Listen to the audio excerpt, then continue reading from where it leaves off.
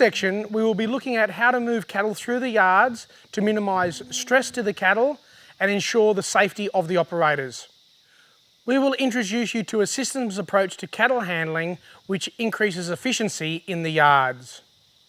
There are 6 key areas in the cattle yards: the backyards, slot yards, laneway, bud box, race and crush.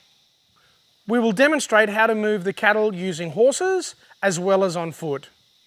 Watch carefully and notice that we are not touching the cattle or making noise to move them through the yards. Instead, we are using our body position, movement and cattle behaviour to move them through the yards. Before we even talk about how we move the cattle through the yards, it is important how the cattle are brought to the yards. When cattle walk to the yards and are not stressed, they are easier and safer to work as they are more predictable to handle. So it is important to walk the cattle to the yards in a calm and steady manner. Always work as a team and make sure everyone knows the plan. Wherever possible, allow the cattle to rest before you start to process them through the yards.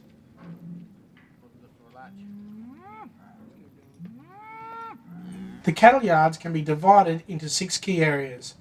This is important as it allows us to develop a system for handling the cattle throughout the yards, which minimises stress and injury to the cattle and allows for easy, efficient cattle handling. When moving the cattle through the backyards, make sure that you have a leader and good movement in the herd. Work as a team with the other stockmen. Make sure you release the pressure when cattle are moving and doing what you want. You should know how many cattle you are wanting to put into the round yard and into the slot yards, so that you do not overfill the yards. As a rule, do not overfill the slot yards more than 60%. That is, we only fill the yards to 60% of the area of the yard. If you overfill the yards, it will be difficult to get the cattle out. They can trample and hurt each other. Be careful when putting small cattle such as calves or weaners in the yard, as they can smother each other if the yard is too full or if they get a fright. Make sure you have a leader moving in the direction you want, then take the right amount of cattle to put into the slot yards. Here we are working on about 32 head per pen. You can fill the slot yards simultaneously when working as a team. Do not rush. Where possible, allow the cattle to settle before you start the next process. When entering the slot yards, make sure you go down the side closest to the shed. This will mean that you are inside the curve of the cattle. You should know how many cattle you are wanting to get. In this case, we are wanting 8 to 10 head. First, start the lead of the cattle. Do this by being behind the point of balance and apply and release pressure by stepping towards the animal's flight zone. Once you have a leader, the rest will want to follow. Use parallel movement to regulate the number of cattle you want. Then go from side to side to influence all the cattle out of the pen and into the lane. When moving the cattle in the lane, go from side to side in the lane so that all the cattle can see you. When you do this, you are moving in and out of the cattle's blind spot. This will allow you to get good flow and movement into the cattle. When moving the cattle on the concrete, be patient and careful so that you, your horse and the cattle do not slip or fall. Again, start the lead, then move to the back of the cattle and go from side to side so that you influence all the cattle. Make sure you use your gates and close them. Gates are great control points. Allow the cattle to go back to where they came from. This will help communicate with the cattle where we want them to go. Entering the shed is difficult as it is going from light to dark, the yards are getting smaller, and there are many distractions such as drains, changing patterns, shadows, and sunlight which cause the cattle to balk. Start a few cattle into the shed, and then get the rest. It is always easier to influence a few cattle than too many.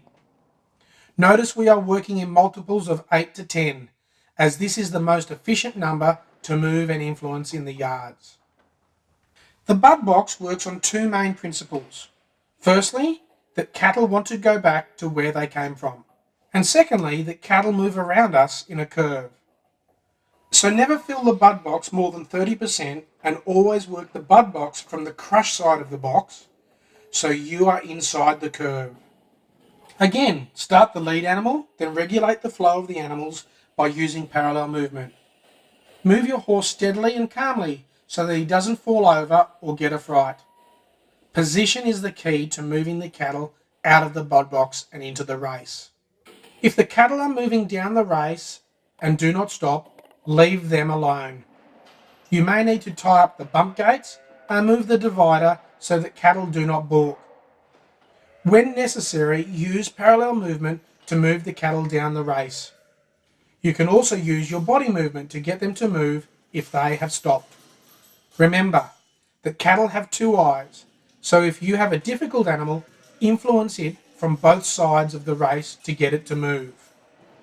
Do not put your hands in the race as you can get hurt. Do not hit or poke cattle to get them to move or yell and scream. Remember, we are caring for the welfare of the cattle and must minimize any stress to the cattle. If you handle cattle poorly, this will make the animals difficult to move and handle in the future. The stress will also impact on the cattle production. The crush is the smallest area in the yards, and often cattle do not want to enter, as it is dark and there is nowhere to go, and they may have bad memories from previous experiences.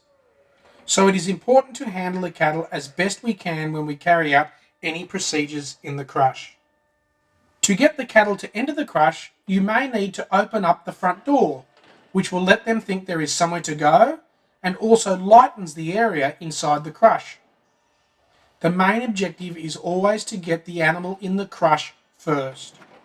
Then we think about restraining it with the head catch and then the squeeze. When releasing the animal, firstly release the head restraint, then the squeeze. Only keep the animal in the crush for the shortest possible time. Always carry out any procedures to minimize pain and distress to the animals. Remember, cattle have very good memories.